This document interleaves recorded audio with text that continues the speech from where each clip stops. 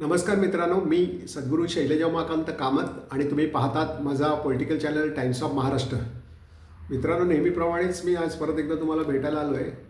आज ज्या विषयावर मी तुमच्याशी चर्चा करणार आहे तो विषय म्हणजे तो विषय मी गेल्या 2-3 दिवसापूर्वीच घेणार होतो.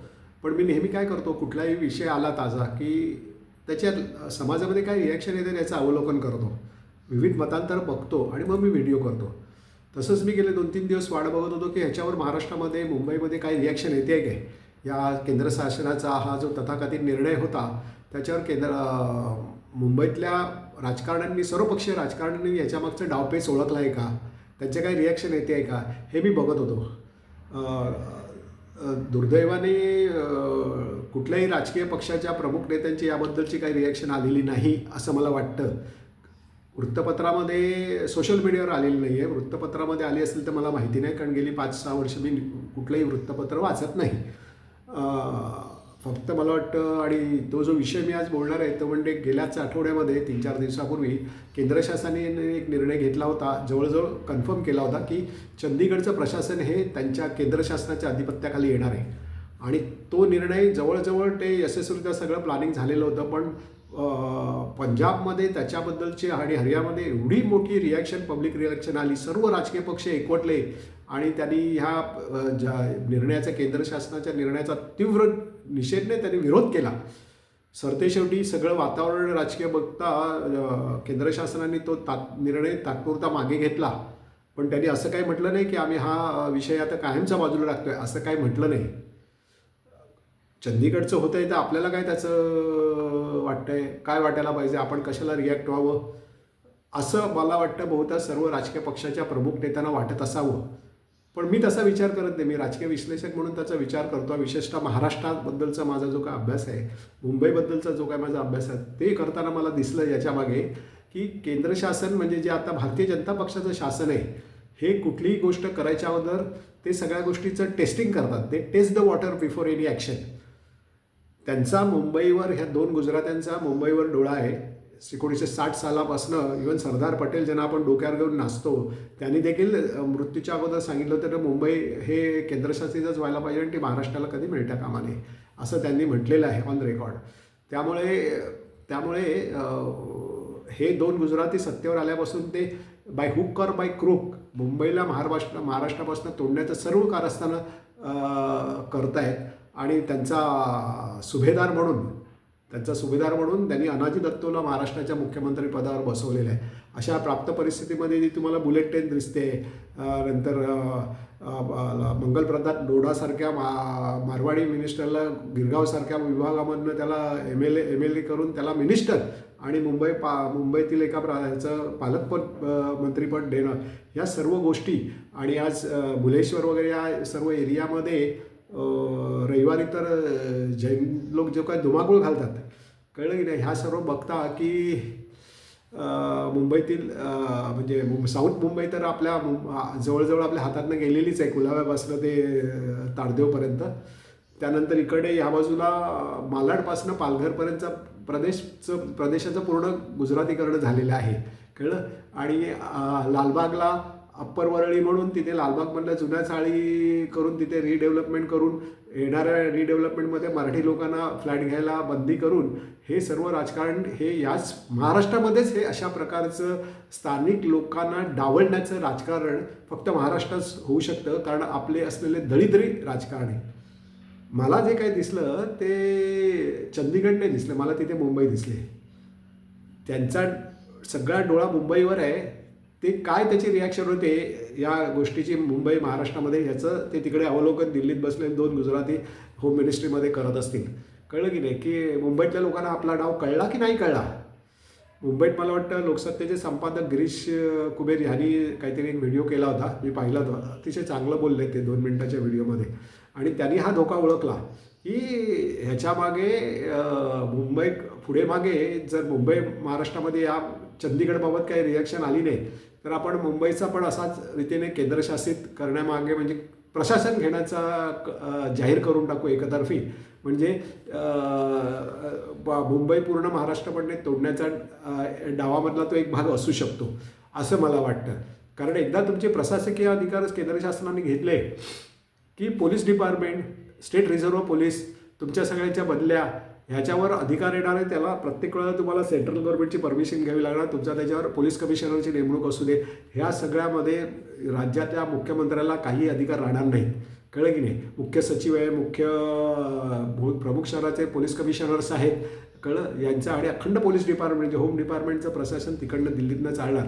म्हणजे येणाऱ्या काळामध्ये प्राईम मिनिस्टर ऑफिसमधनं होईल की सोम्या गोमाला महाराष्ट्राचा सचिव बनवा, याला बनवा, त्याला प्रिन्सिपल कमिशनर करा. आणि महाराष्ट्राचं अमराठीकरण जे प्रचंड वेगाने गेल्या 11 वर्षात सुरू झालं आहे आणि त्याच्याकडे भारतीय म्हणजे महाराष्ट्रातील राजकीय पक्षांचं म्हणावं तेवढं लक्ष नाही आहे किंवा ते तेवढे सिरियसनेस असं मला वाटतं. त्यामुळे मी ह्या व्हिडिओद्वारे मला एवढंच सांगायचं आहे की सर्व राजकीय पक्षांनी या चंदीगडचं जे केंद्र शासनाचा प्रशासनाचा जो निर्णय त्यांनी घेतला होता आणि नंतर तो मागे घेतला, याच्या मागे चंदीगड नसून त्यांचं मेन निशाणा हे मुंबई शहरच आहे, हे सर्वांच्या लक्षात यायला पाहिजे. आणि ह्या चंदीगडच्या प्रकरणाचा सर्व राजकीय पक्षांनी एकत्र येऊन तीव्र निषेध करायला पाहिजे. आणि अशा प्रकारचं काही निर्णय जर तुम्ही मुंबईच्या संदर्भात घेतला तर ते आम्ही एकत्र येऊन कशा रीतीने लढवू याची एक झलक देखील केंद्र शासनाला द्यायला पाहिजे. कारण तुम्ही जितकं गप्प बसाल तेवढे हे जास्त काही ना काही करत राहणार आहेत असं मला प्रामाणिकपणे वाटतं. कारण तुम्ही जर बघितलं असेल की विलासराव देशमुखांनी शिवसेनेची मुंबईतली सत्तेला लगाम घालण्यासाठी MMRDA आणलं, Mumbai metropolitan regional development authority म्हणून. आणि त्याचा प्रमुख उद्देश होता की मुंबईच्या बाहेरमध्ये जी काही इन्फ्रास्ट्रक्चर डेव्हलपमेंट करायची आहे ती त्याच्यातर्फे करू. आज मेट्रो रेल्वे वगैरे सगळे येते, पण त्याला नंतर जे राजकारण आलं भारतीय जनता पक्षाला, त्यांनी वेगळं राजकारण दिलं.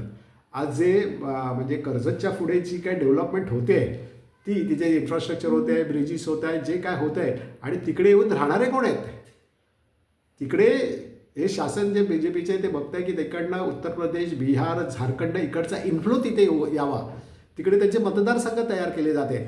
आणि महाराष्ट्राचा जो आपण टॅक्स भरतो, जो काही निधी संकलन होतं, त्याचा उपयोग ह्या सगळ्या त्या इन्फ्रास्ट्रक्चरमध्ये केला जातो आहे. आणि विदर्भ, मराठवाडा, कोकण यासारखे जे अविकसित विभाग आहेत त्याच्याकडे पूर्णपणे शासन दुर्लक्ष करते. आज जे वाढवण खरं तर MMRDA आणि आता जे वाढवण बंदर पालघरच्या इकडे होतं आहे, याच्या मागचं जे जातीय राजकारण आहे, जे महाराष्ट्राचं नुकसान करणारं राजकारण आहे, याच्याबद्दल मी 2 विषयावर 2 वेगळे व्हिडिओ करणारच आहे. त्याचा रिसर्च माझा सुरू आहे.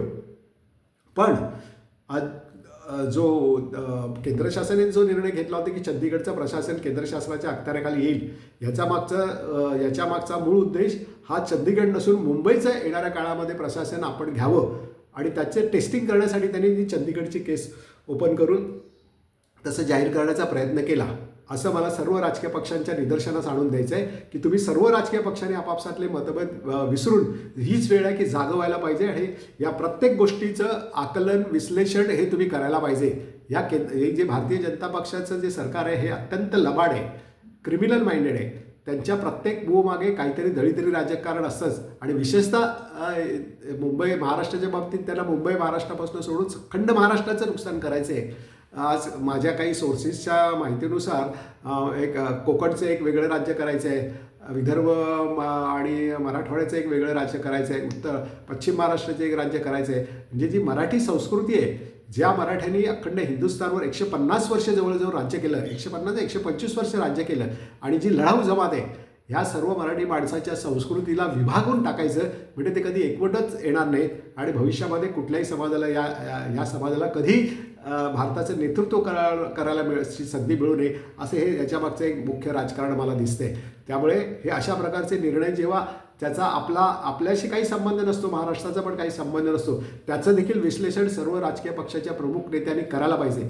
आता प्रत्येक राजकीय पक्षामध्ये जे प्रमुख नेते आहेत त्यांच्याकडे तशी माणसं आहेत की नाही याची मला काही कल्पना नाही आहे की बाबा प्रत्येक निर्णयाचं तुम्ही अवलोकन करायला पाहिजे, त्याचं विश्लेषण करायला पाहिजे. त्यांची टीममध्ये ते आहे की नाही मला याची काही कल्पना नाही. पण नसेल तर येणाऱ्या काळामध्ये अशा प्रकारच्या गोष्टी जाणणारे लोक त्यांनी आपल्या आजूबाजूला ठेवायला पाहिजे असं मला मनाप्रमाणे वाटतं. आणि या चंदीगडच्या निर्णयाबद्दल आज आपल्या इकडनं जर रिॲक्शन आलेली नसेल तर सर्व राजकीय पक्षाच्या प्रमुख नेत्यांनी याच्यावर रिॲक्ट व्हायला पाहिजे आणि जागृत व्हायला पाहिजे असं मला तुम्हाला सांगायचं आहे. मित्रांनो, चंदीगडच्या मागे मला मी आता शेवटी परत एकदा रिपीट करतो की चंदीगडच्या निर्णयामागे ते चंदीगड हे निशाणा नसून निशाणा येणाऱ्या काळामध्ये मुंबईचं प्रशासन देखील आपल्या ताब्यात घ्यावं हाच होता आणि आहे असं मला मनापासून वाटते. आणि यासाठी अखंड महाराष्ट्रातील मराठी जनतेने आणि सर्व राजकीय पक्षाच्या प्रमुख नेत्यांना एकत्र होऊन ह्या गोष्टीचा निषेध करायला पाहिजे की केंद्र शासनाची मूळ अत्यंत चुकीची आहे, कळलं की नाही, असं मला प्रामाणिकपणे वाटते. आज पंजाबमध्ये आणि हरियाणामध्ये सर्व राजकीय पक्ष इन्क्लुडिंग भारतीय जनता पक्ष एकत्र आले आणि त्यांनी सर्वांनी विरोध केला. महाराष्ट्राच्या बाबतीत ही काही शक्यता तुम्हाला वाटते का? तर अजिबात नाही, कारण भारतीय जनता पक्ष हा बेसिकली गुजराती मारवाड्यांचाच पक्ष आहे, कळलं की नाही. मुंबईला महाराष्ट्रापासून तोडण्यासाठी हे सतत कार्यरत असतं, कळलं की नाही. म्हणून काँग्रेसच्या धर्तीवर काँग्रेस काय आणि BJP काय यांच्यात मला काही विशेष असा मोठा फरक वाटत नाही. म्हणून त्यांनी मुंबईसाठी खास मुंबई प्रदेश काँग्रेस कमिटी केली आहे. तसं भारतीय जनता पक्षाने देखील मुंबई प्रदेश भारतीय जनता पक्ष अशी तजवीज ऑलरेडी करून ठेवलेली आहे. त्यामुळे सावध व्हा, या निर्णयाचं तुम्ही रिॲक्ट व्हा आणि ह्या प्रत्येक राजकीय ज्या घटना घडत आहेत त्याचं विश्लेषण करायला सर्व राजकीय पक्षांनी आता सुरुवात करायला पाहिजे असं मला मनापासून वाटतंय. मित्रांनो, मी काय या निर्णयाबद्दल जो काही रिॲक्ट झालं आहे ते जर मत तुम्हाला पटलं असेल तर तुम्ही सुसंस्कृत भाषेमध्ये तुमची मतं देखील या माझ्या चॅनलवर मांडा. मी नित्यनेमाने जे व्हिडिओ करतो हे जर तुम्हाला आवडत असतील तर कृपया न विसरता माझ्या या चॅनलला सबस्क्राईब करा, व्हिडिओजला लाईक करा. माझे अनेक रिॲक्शन्स मी एक्सवर देत असतो. माझा जो sadgurukamat.blogspot हा जो ब्लॉग आहे तिथे माझे सगळे इंग्लिश मराठी व्हिडिओज आणि माझे आर्टिकल्स पण तुम्हाला बघायला मिळतील. आणि मी जसं अगोदर म्हटलं MMRDA आणि वाढवण बंदरावर देखील त्याच्यामागचं राजकारणाचं काय चाललं हे सांगणारे व्हिडिओज देखील मी येणाऱ्या काळात करणार आहे. माझे सदर व्हिडिओ आणि इतर व्हिडिओ येईपर्यंत प्लीज टेक केअर.